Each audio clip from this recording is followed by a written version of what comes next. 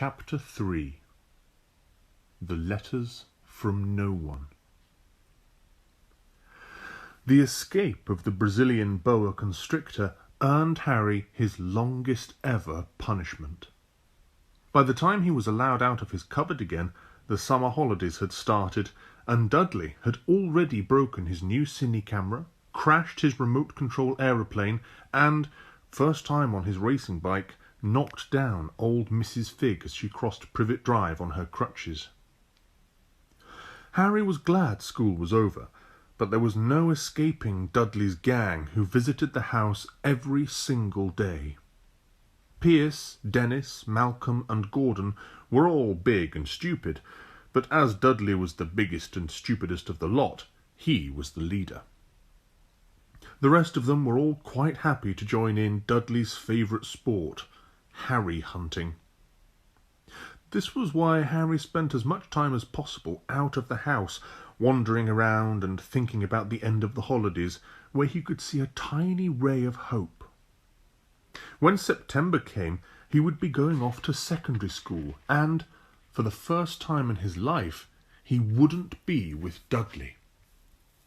Dudley had a place at Uncle Vernon's old school, Smeltings. Pierce Polkiss was going there too. Harry, on the other hand, was going to Stonewall High, the local comprehensive.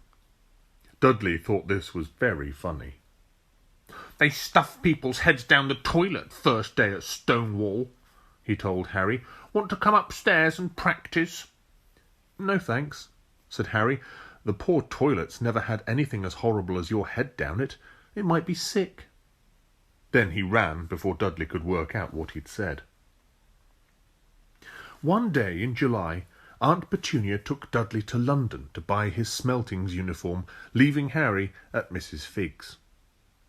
Mrs. Figg wasn't as bad as usual. It turned out she'd broken her leg tripping over one of her cats, and she didn't seem quite as fond of them as before. She let Harry watch television and gave him a bit of chocolate cake that tasted as though she'd had it for several years. That evening, Dudley paraded around the living room for the family in his brand new uniform. Smeltings boys wore maroon tailcoats, orange knickerbockers, and flat straw hats called boaters. They also carried knobbly sticks used for hitting each other while the teachers weren't looking. This was supposed to be good training for later life. As he looked at Dudley in his new knickerbockers, Uncle Vernon said gruffly that it was the proudest moment of his life. Aunt Petunia burst into tears and said she couldn't believe it was her ickle Duddykins. He looked so handsome and grown up. Harry didn't trust himself to speak. He thought 2 of his ribs might already have cracked from trying not to laugh. There was a horrible smell in the kitchen next morning when Harry went in for breakfast. It seemed to be coming from a large metal tub in the sink. He went to have a look. The tub was full of what looked like dirty rags swimming in grey water. "What's this?" he asked Aunt Petunia. Her lips tightened, as they always did if he dared to ask a question. "Your new school uniform," she said. Harry looked in the bowl again. "Oh," he said, "I didn't realize it had to be so wet." "Don't be stupid," snapped Aunt Petunia. "I'm dyeing some of Dudley's old things grey for you. It'll look just like everyone else's when it's finished." Harry seriously doubted this, but thought it best not to argue. He sat down at the table and tried not to think about how he was going to look on his first day at Stonewall High. Like he was wearing bits of old elephant skin, probably. Dudley and Uncle Vernon came in, both with wrinkled noses because of the smell from Harry's new uniform. Uncle Vernon opened his newspaper as usual, and Dudley banged his smelting stick, which he carried everywhere, on the table. They heard the click of the letterbox and flop of letters on the doormat. "Get the post, Dudley," said Uncle Vernon from behind his paper. "Make Harry get it." "Get the post, Harry." "Make Dudley get it." "Poke him with your smelting stick, Dudley." Harry dodged the smelting stick and went to get the post. 3 things lay on the doormat: a postcard from Uncle Vernon's sister, Marge, who was holidaying on the Isle of Wight, a brown envelope that looked like a bill, and a letter for Harry. Harry picked it up and stared at it, his heart twanging like a giant elastic band. No one, ever, in his whole life, had written to him. Who would? He had no friends, no other relatives. He didn't belong to the library, so he'd never even got rude notes asking for books back. Yet here it was, a letter addressed so plainly there could be no mistake.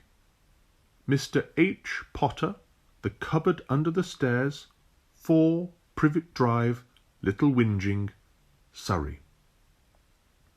The envelope was thick and heavy, made of yellowish parchment, and the address was written in emerald green ink. There was no stamp. Turning the envelope over, his hand trembling, Harry saw a purple wax seal bearing a coat of arms, a lion, an eagle, a badger, and a snake surrounding a large letter H. "Hurry up, boy!" shouted Uncle Vernon from the kitchen. "What are you doing? Checking for letter bombs?" He chuckled at his own joke. Harry went back to the kitchen, still staring at his letter. He handed Uncle Vernon the bill and the postcard, sat down, and slowly began to open the yellow envelope. Uncle Vernon ripped open the bill, snorted in disgust, and flipped over the postcard. "Marge is ill," he informed Aunt Petunia. "Ate a funny whelk." "Dad," said Dudley suddenly. "Dad, Harry's got something." Harry was on the point of unfolding his letter, which was written on the same heavy parchment as the envelope, when it was jerked sharply out of his hand by Uncle Vernon. "That's mine," said Harry, trying to snatch it back. "Who'd be writing to you?" sneered Uncle Vernon, shaking the letter open with one hand and glancing at it. His face went from red to green faster than a set of traffic lights. And it didn't stop there. Within seconds, it was the greyish-white of old porridge. "Petunia!" he gasped. Dudley tried to grab the letter to read it, but Uncle Vernon held it high out of his reach. Aunt Petunia took it curiously and read the first line. For a moment, it looked as though she might faint. She clutched her throat and made a choking noise. "Vernon! Oh, my goodness, Vernon!" They stared at each other, seeming to have forgotten that Harry and Dudley were still in the room. Dudley wasn't used to being ignored. He gave his father a sharp tap on the head with his smelting stick. "I want to read that letter," he said loudly. "I want to read it," said Harry furiously, "as it's mine." "Get out, both of you!" croaked Uncle Vernon, stuffing the letter back inside its envelope. Harry didn't move. "I want my letter," he shouted. "Let me see it," demanded Dudley. "Out!" roared Uncle Vernon, and he took both Harry and Dudley by the scruffs of their necks and threw them into the hall, slamming the kitchen door behind them. Harry and Dudley promptly had a furious but silent fight over who would listen at the keyhole. Dudley won, so Harry, his glasses dangling from one ear, lay flat on his stomach to listen at the crack between door and floor. "Vernon," Aunt Petunia was saying in a quivering voice, "look at the address. How could they possibly know where he sleeps? You don't think they're watching the house?" "Watching, spying, might be following us," muttered Uncle Vernon wildly. "But what should we do, Vernon? Should we write back? Tell them we don't want—" Harry could see Uncle Vernon's shiny black shoes pacing up and down the kitchen. "No," he said finally. "No, we'll ignore it. If they don't get an answer, yes, that's best. We won't do anything." "But I'm not having one in the house, Petunia. Didn't we swear when we took him in we'd stamp out that dangerous nonsense?" That evening, when he got back from work, Uncle Vernon did something he'd never done before. He visited Harry in his cupboard. "Where's my letter?" said Harry, the moment Uncle Vernon had squeezed through the door. Who's writing to me?" No one. It was addressed to you by mistake," said Uncle Vernon shortly. "I have burned it." "It was not a mistake," said Harry angrily. "It had my cupboard on it." "Silence!" yelled Uncle Vernon, and a couple of spiders fell from the ceiling. He took a few deep breaths and then forced his face into a smile which looked quite painful. Yes, Harry. About this cupboard. Your aunt and I have been thinking you're really getting a bit big for it. We think it might be nice if you moved into Dudley's second bedroom." "Why?" asked Harry. "Don't ask questions," snapped his uncle. "Take this stuff upstairs now." The Dursleys had 4 bedrooms, one for Uncle Vernon and Aunt Petunia, one for visitors, usually Uncle Vernon's sister, Marge, one where Dudley slept, and one where Dudley kept all the toys and things that wouldn't fit in his first bedroom. It only took Harry 1 trip upstairs to move everything he owned from the cupboard to his room. He sat down on the bed and stared around him. Nearly everything in here was broken. The month-old cine camera was lying on top of a small working tank Dudley had once driven over next door's dog. In the corner was Dudley's first ever television set, which he'd put his foot through when his favourite programme had been cancelled. There was a large bird cage which had once held a parrot that Dudley had swapped at school for a real air rifle, which was up on a shelf with the end all bent because Dudley had sat on it. Other shelves were full of books. They were the only things in the room that looked as though they'd never been touched. From downstairs came the sound of Dudley bawling at his mother. "I don't want him in there! I need that room! Make him get out!" Harry sighed and stretched out on the bed. Yesterday he'd have given anything to be up here. Today he'd rather be back in his cupboard with that letter than up here without it. Next morning at breakfast everyone was rather quiet. Dudley was in shock. He'd screamed, whacked his father with his smelting stick, been sick on purpose, kicked his mother, and thrown his tortoise through the greenhouse roof, and he still didn't have his room back. Harry was thinking about this time yesterday and bitterly wishing he'd opened the letter in the hall. Uncle Vernon and Aunt Petunia kept looking at each other darkly. When the post arrived, Uncle Vernon, who seemed to be trying to be nice to Harry, made Dudley go and get it. They heard him banging things with his smelting stick all the way down the hall. Then he shouted, "There's another one! Mr. H. Potter, the smallest bedroom, 4 Privet Drive." With a strangled cry, Uncle Vernon leapt from his seat and ran down the hall, Harry right behind him. Uncle Vernon had to wrestle Dudley to the ground to get the letter from him, which was made difficult by the fact that Harry had grabbed Uncle Vernon around the neck from behind. After a minute of confused fighting, in which everyone got hit a lot by the smelting stick, Uncle Vernon straightened up, gasping for breath, with Harry's letter clutched in his hand. "Go to your cupboard. Your bedroom," he wheezed at Harry. "Dudley, go! Just go!"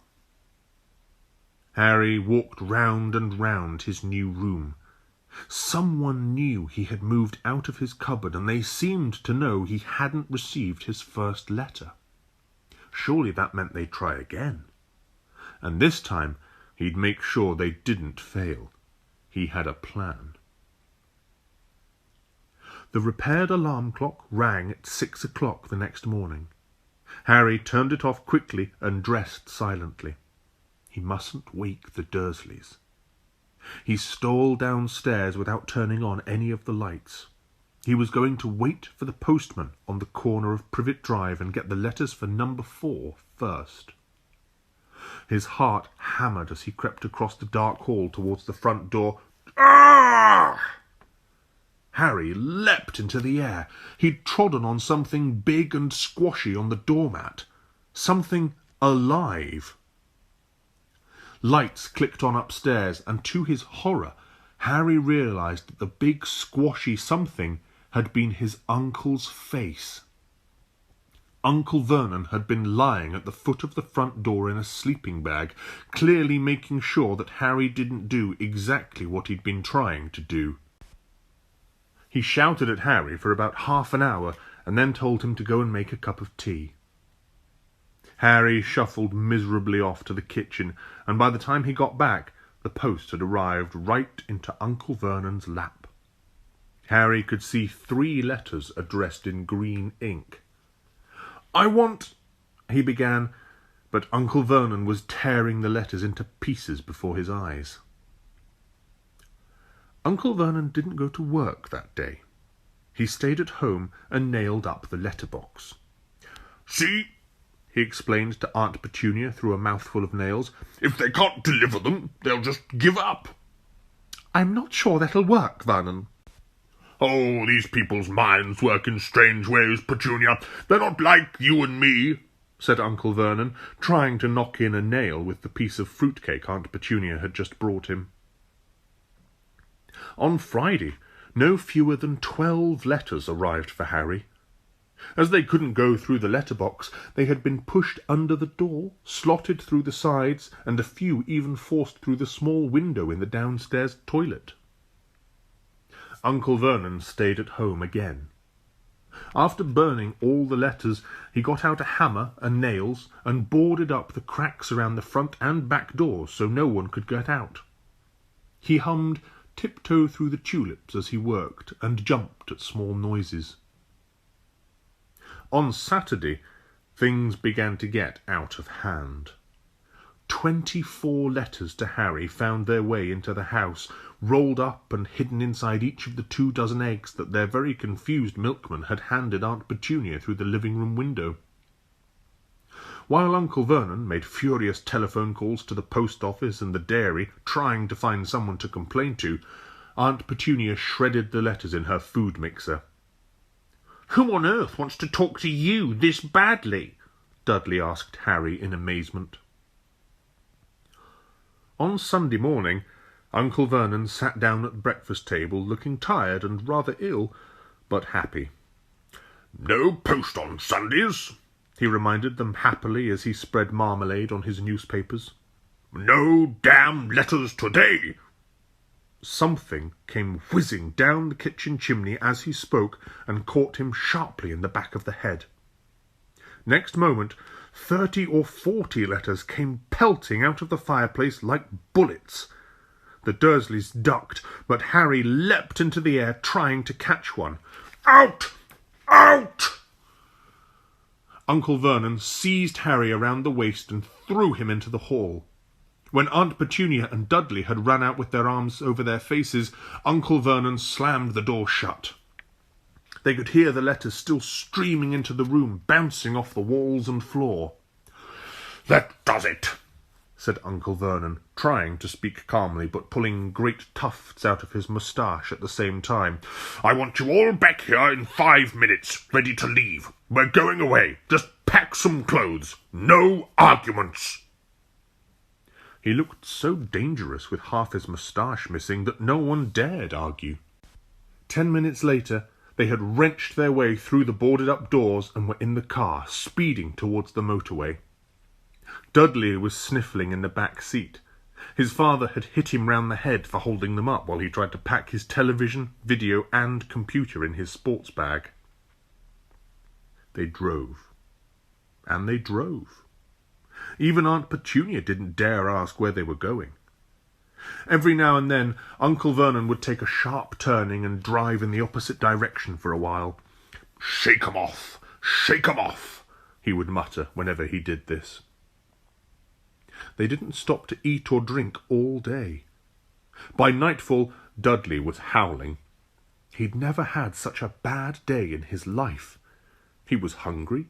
He'd missed 5 television programs he'd wanted to see, and he'd never gone so long without blowing up an alien on his computer. Uncle Vernon stopped at last outside a gloomy-looking hotel on the outskirts of a big city. Dudley and Harry shared a room with twin beds and damp, musty sheets. Dudley snored, but Harry stayed awake, sitting on the window-sill, staring down at the lights of passing cars and wondering. They ate stale cornflakes and cold tinned tomatoes on toast for breakfast next day. They had just finished when the owner of the hotel came over to their table. "Excuse me, but is one of you Mr. H. Potter? Only I got about 100 of these on the front desk." She held up a letter so they could read the green ink address. Mr. H. Potter, Room 17, Railview Hotel, Cokeworth. Harry made a grab for the letter, but Uncle Vernon knocked his hand out of the way. The woman stared. "I'll take them," said Uncle Vernon, standing up quickly and following her from the dining room. "Wouldn't it be better just to go home, dear?" Aunt Petunia suggested timidly, hours later, but Uncle Vernon didn't seem to hear her. Exactly what he was looking for, none of them knew. He drove them into the middle of a forest, got out, looked around, shook his head, got back into the car, and off they went again. The same thing happened in the middle of a ploughed field, halfway across a suspension bridge, and at the top of a multi-storey car park.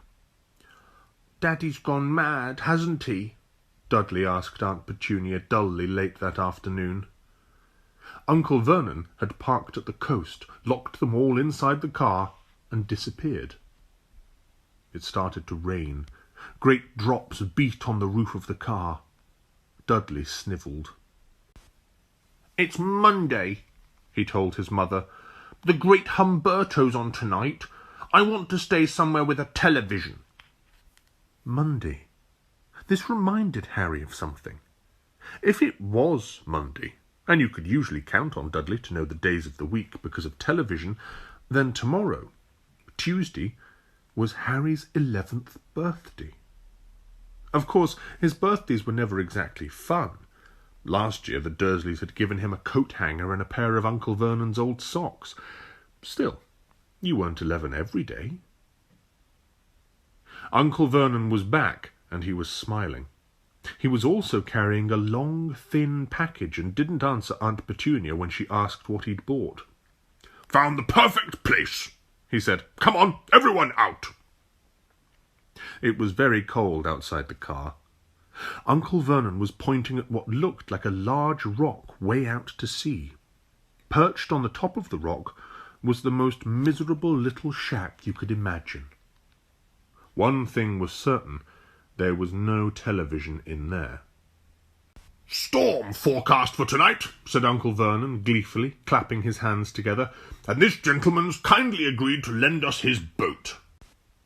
A toothless old man came ambling up to them, pointing with a rather wicked grin at an old rowing boat bobbing in the iron-grey water below them. "I've already got us some rations," said Uncle Vernon, "so all aboard." It was freezing in the boat. Icy sea spray and rain crept down their necks, and a chilly wind whipped their faces. After what seemed like hours, they reached the rock, where Uncle Vernon, slipping and sliding, led the way to the broken-down house. The inside was horrible. It smelled strongly of seaweed.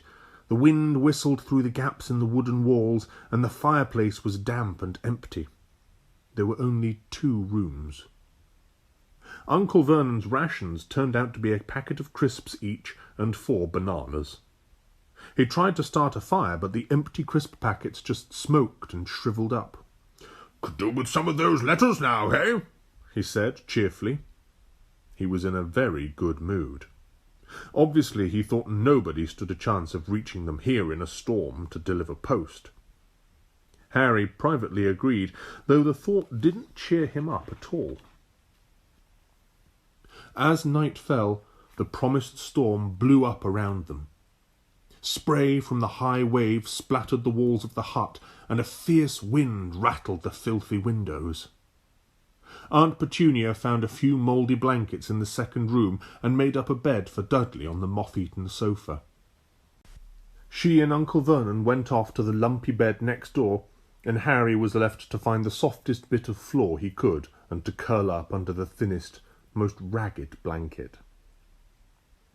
The storm raged more and more ferociously as the night went on. Harry couldn't sleep.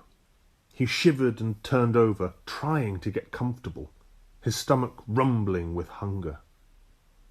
Dudley's snores were drowned by the low rolls of thunder that started near midnight. The lighted dial of Dudley's watch, which was dangling over the edge of the sofa on his fat wrist, told Harry he'd be 11 in 10 minutes' time. He lay and watched his birthday tick nearer, wondering if the Dursleys would remember at all, wondering where the letter-writer was now. 5 minutes to go. Harry heard something creak outside. He hoped the roof wasn't going to fall in, although he might be warmer if it did. 4 minutes to go. Maybe the house in Privet Drive would be so full of letters when they got back that he'd be able to steal one somehow. 3 minutes to go. Was that the sea slapping hard on the rock like that? And 2 minutes to go. What was that funny crunching noise? Was the rock crumbling into the sea?